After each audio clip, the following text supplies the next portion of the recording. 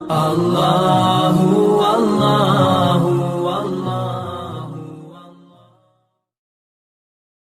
حضرت عمر فاروق فرماتے ہیں ان کے انتقال کو 3 دن ہوئے تھے، میں مسجد نبوی میں بیٹھا تھا، 2-3 چھوٹی چھوٹی بچیاں آ گئی، کہنے لگی چاچا آپ خلیفہ بنے ہو؟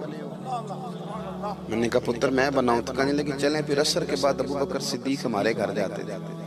میں نے کہا پتر آپ کے گھر کیا ہے؟ کہنے لگی ابا فوت ہو گئے، بھائی کوئی نہیں، ہم نے نا بکریاں رکھی ہوئی ہیں، وہ روز عصر کے بعد آتے تھے، بکریوں کا دودھ دھو کے ہمیں دے جاتے تھے، کچھ پی لیتی تھی، کچھ بیچ کے گزارا کر لیتی۔ 3 دن ہو گئے، میری ماں روتی ہے، بہنیں روتی ہیں، کون آئے گا؟ چاچا چلو گے؟ تو حضرت عمر کی تو داڑھی بھر گئی آنسوں سے، چادر اٹھا کے کندھے پہ رکھی، بیٹیاں آگے آگے، عمر پیچھے پیچھے۔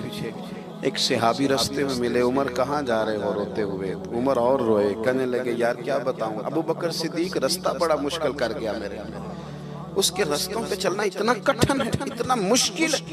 بھئی کچھ ضروری ہے کہ 2 لاکھ روپے ہی کسی کو دیں گے تو خدمت ہوگی؟ تو کسی کا آٹا ہی پسوا دے، جا کسی کو جا کے شہر سے دوائی لا کے دے دے، کوئی تو ڈیوٹی کرنا، یہ ہمیں حضرت ابو بکر صدیق نے سکھایا۔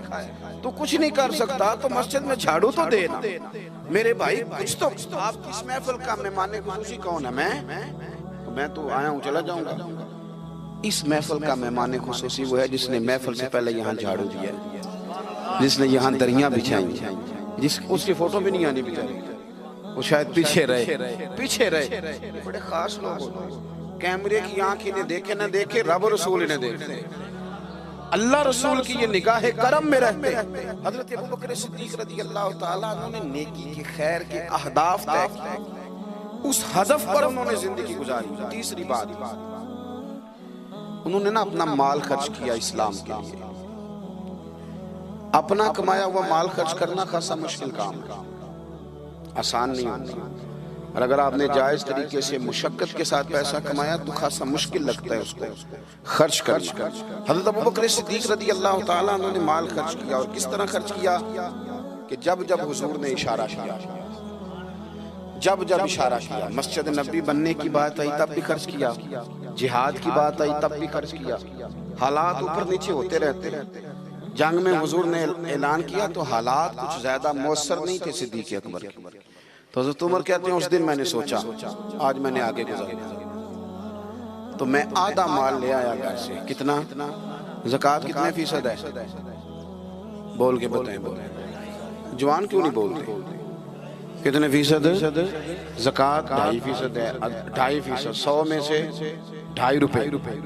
حضرت عمر کتنے لے آئے؟ 50 روپے 100 میں سے۔ یہ بڑا مشکل کام ہے، 2.5% دیتے ہیں تو لوگ کئی حساب کرتے ہیں، اور 50% یعنی آدھے پیسوں کو تھوڑا نہ سمجھیں آپ۔ حضرت عمر بہت زیادہ پیسے لے کے آئے، 50%، گھر کی ہر شے آدھی کر کے لے آئے۔ اور آپ فرماتے ہیں میرے حالات بڑے اچھے تھے ان دنوں، اور ابو بکر صدیق کے معاملات کا مجھے پتہ تھا، تو میرے دل میں خیال آیا کہ آج نہ میں نے ابو بکر سے آگے گزر جانا۔ کہتے ہیں جا کے میں نے مال رکھا، اتنی دیر میں صدیق اکبر بھی آ گئے۔ کہتے ہیں جواب تو چلو جو ہونے تھے وہ ہونے ہی تھے۔ حضور نے جو دونوں سے سوال پوچھے نا، ان سوال ہی بڑے انفرادی تھے۔ مجھ سے حضور نے پوچھا کیا لے کے آئے ہو؟ ادھر دیکھو جوانوں، کیا لے کے آئے ہو؟ میں نے عرض کی حضور آدھا۔ مجھ سے پوچھا کیا لے کے آئے ہو؟ میں نے کہا حضور آدھا لے آیا ہوں۔ پھر غور کرنا، پوچھا کیا لائے ہو؟ اور ابو بکر صدیق سے پوچھا گھر کیا چھوڑ کے آئے ہو؟ آپ دیکھیں سوالوں میں ہی فرق ہے۔ مجھ سے پوچھا جا رہا ہے کیا لائے ہو، اور ان سے پوچھا کیا، اور ان کا جواب بھی بڑا انوکھا ہے۔ اس سوال کا جواب تھا حضور کچھ نہیں چھوڑا، سارا لے کے آیا ہوں۔ جواب یہ تھا، آپ سوال پوچھتے ہیں نا کہ ختم ہو گیا کھانا، تو کہتے نہیں ختم ہو گیا۔ حضرت صدیق اکبر سے پوچھا کیا لائے ہو، کیا چھوڑ کے آئے ہو؟ انہیں کہنا چاہیے تھا کچھ بھی نہیں۔ حضور نے فرمایا کیا چھوڑ کے آئے ہو؟ کیا جواب ہے، کیا حسن ہے، گویا وہ کہہ رہے ہیں کہ ہم کو لوارث تو نہیں نا بھئی، کیا چھوڑ کے آئے ہو؟ تو عرض کرنے لگے حضور گھر بڑا ہوا ہے، اللہ بھی چھوڑ آیا ہوں، اللہ کا رسول بھی چھوڑ آیا ہوں، رب رسول کا نام ہے نا میرے گھر میں۔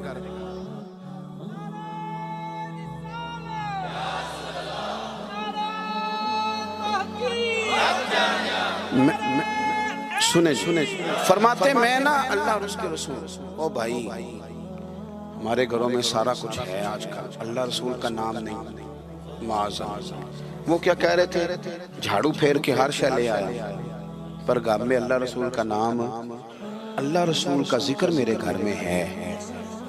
تو آپ نے کبھی کسی کتاب میں یہ پڑھا ہے یا کسی عالم نے بتایا ہے کہ اس کے بعد حضرت صدیق اکبر معاذ اللہ کنگال ہو گئے؟ وہ تو پھر مالا مال تھے، اس کے بعد بھی کئی دفعہ دیا۔ وہ سبق بتا رہے ہیں، سبق ہمیں کہ رب رسول کے نام پہ سارا کچھ بھی لٹا دو گے نا تو گھر میں اللہ رسول کا نام ہونا چاہیے، بڑی برکتیں اللہ عطا فرمائے۔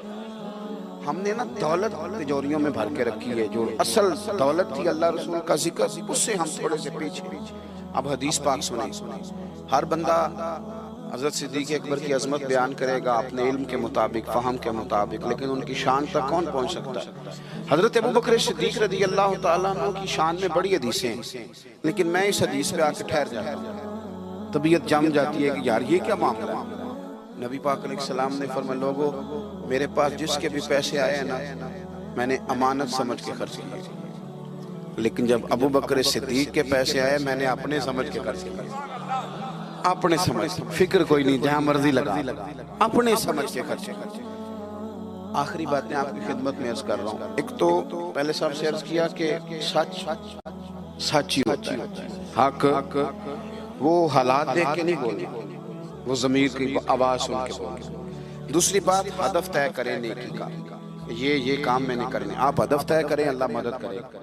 تیسری بات میرے عزیز، حضرت ابوبکر صدیق نے مال خرچ کیا۔ مال جو ہے نا، نبی پاک علیہ السلام نے فرمایا، اعلیٰ حضرت نے فتاوی رضویہ میں حدیث لکھی ہے کہ آخری دور میں دین کا کام بھی درہم و دینار سے ہوگا، پیسوں سے کام ہوگا۔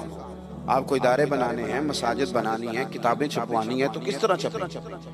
اپنا مال اور ہم نے یہ ذمہ دے دیا امیروں کو کہ امیر خرچ کریں گے، حالانکہ ہم نے وہ حدیثیں نہیں پڑھی کہ ایک صحابی کلو کھجورے لے کے آ گئے اور مسجد نبوی میں مال کا ڈھیر لگا ہوا تھا، تو حضور نے فرمایا یہ کلو کھجورے نا سارے مال کے اوپر بکھیر دو، جتنا سب کو ثواب ملے گا اتنا اسے 1 کلو والے کو ملے گا۔